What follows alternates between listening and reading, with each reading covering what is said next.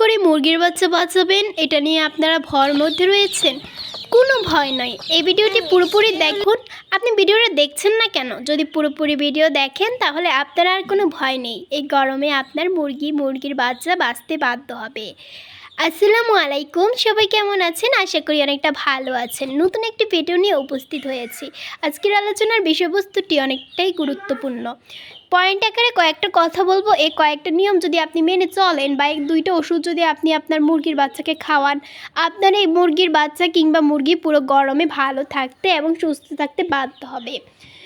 কথা নয় আর, চলে যাই মূল ভিডিওতে। আর একটি লাইক দিয়ে দেবেন, উপকৃত তথ্য জানতে পারবেন।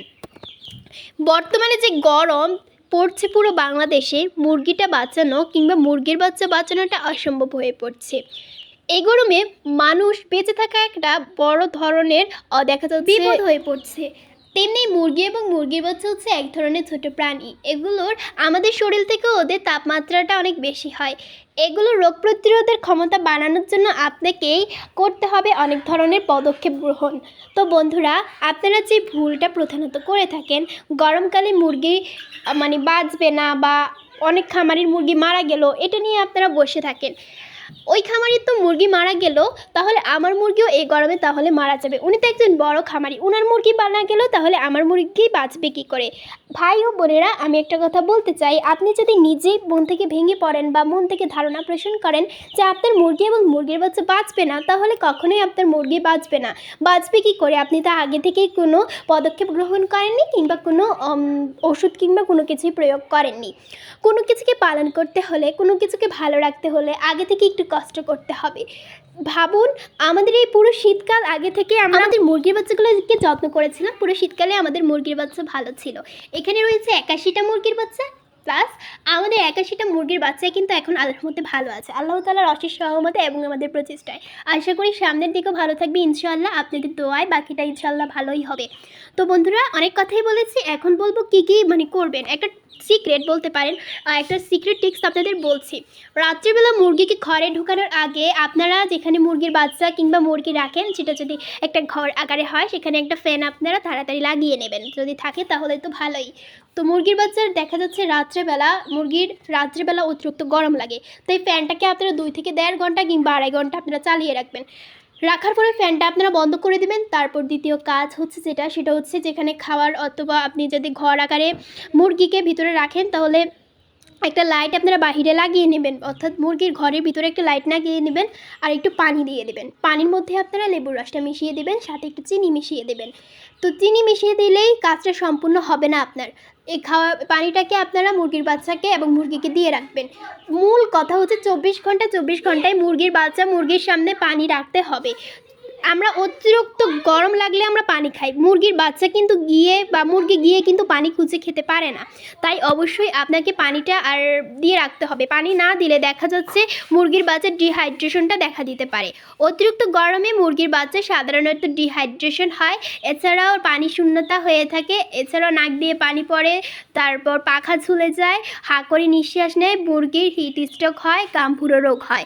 এই সমস্ত রোগ থেকে মুরগিকে বাঁচাতে হলে অবশ্যই আপনাকে মুরগির বাচ্চাকে এবং মুরগিকে প্রচুর পরিমাণে পানি দিতে হবে। পানি না দিলে মুরগির বাচ্চা অসুস্থ হয়ে পড়বে। তারপর আসি সকালবেলার কথা।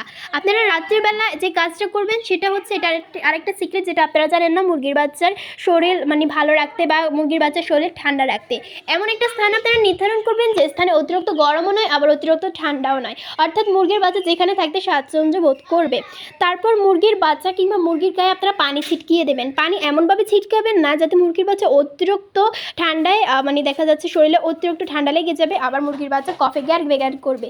এই সমস্যাগুলো যেন না হয়। আর আপনারা হালকা পরিমাণ, অর্থাৎ হাতে একটু সামান্য পরিমাণ পানি নিয়ে সবগুলো মুরগির বাচ্চার গায়ে আপনারা পানি ছিটকিয়ে দেবেন। এটা দুপুরবেলা করবেন এবং আপনারা মুরগিকেও কিন্তু এটা করবেন, কারণ মুরগিকেও করাটা খুবই জরুরি। এছাড়াও দুপুরবেলায় অতিরিক্ত ক্যালোরি এবং অতিরিক্ত ক্যালসিয়ামযুক্ত মুরগিকে খাবার দেওয়া উচিত নয়। অতিরিক্ত খাবার কিংবা অতিরিক্ত ক্যালসিয়ামযুক্ত খাবার দিলে মুরগির দেখা যাচ্ছে শরীরটা তাপ অতিরিক্ত হয় এবং দেখা যাচ্ছে হিট স্ট্রোকের হওয়ার সংখ্যাটা বেড়ে যায়।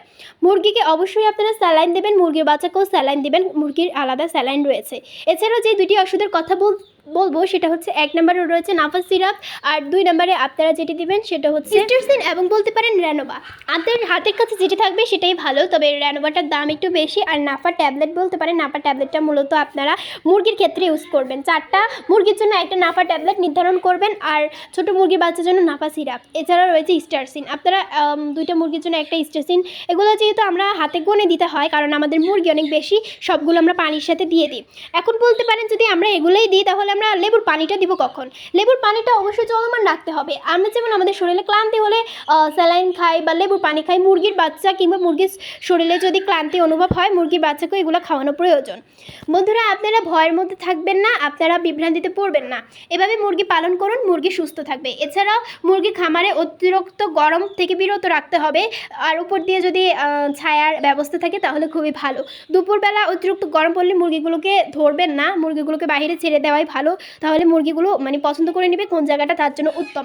তো এভাবে পালন করবেন, ইনশাল্লাহ সবগুলো মুরগি আর মুরগির বাচ্চা ভালো থাকবে। আর এই 2টি ওষুধ নিয়মিত খাওয়ান। ধন্যবাদ আপনাদের।